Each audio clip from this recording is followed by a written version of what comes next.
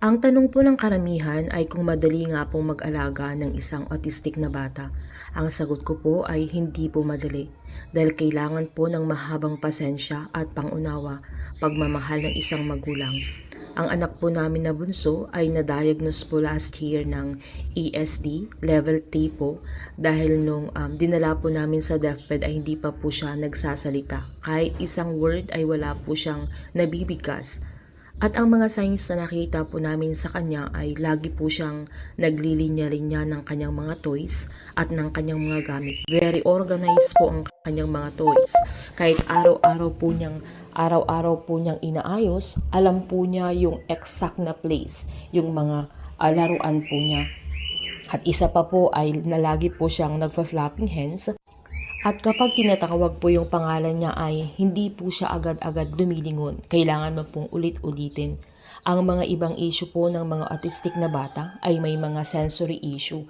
Takot po sila sa malalakas na sound, takot po sila sa tunog ng ulan. At lagi po silang nagtatakip ng tenga sa tuwing makakarinig po sila ng mga malalakas na sound sa kanilang kapaligiran. Pero ang anak po namin ay wala po siyang sensory issue. Hindi po siya takot sa kahit malakas na sound or kahit man tunog ng ulan. Hindi po siya takot sa mga ganun. Nung napansin po namin na may mga red flags na po ang aming bunso ay dinala po namin siya sa pedya kung saan inassess po siya at nirecommend po kami sa DepEd na matagal din pong magantay kung kailan po siya maa-assess. At ang mahirap din po ay kailangan ng malaking halaga dahil sa isang oras po na assessment ng DepEd ay kailangan po nating magbayad ng 7,000 para po sa isang oras lamang po na assessment. Kaya doble-doble challenge po sa buhay po ng mga magulang na may mga autistic na anak. Pero alam ko po na alam po ng Diyos ang kanyang mga ginagawa. Kaya sa mga katulad ko pong mami na may mga ganitong sitwasyon, laban lang po para sa ating mga anak. May mga pagkakataon po na kusang tutulo ang ating mga luha.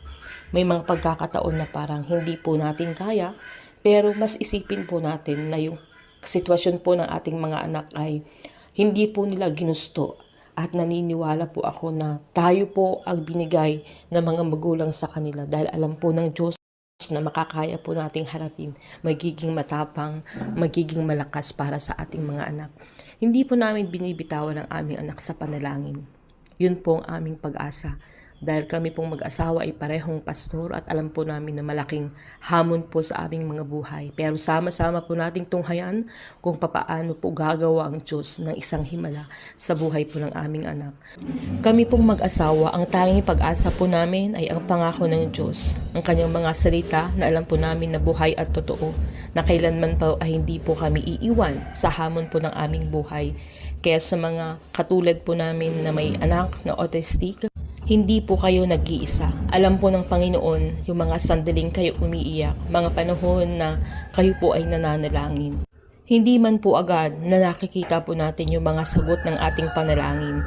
Pero ang tanging alam po naming mag-asawa, darating po yung tamang panahon kung saan sasagutin ng Diyos ang ating panalangin at doon po natin itetestify na napakabuti ng Diyos.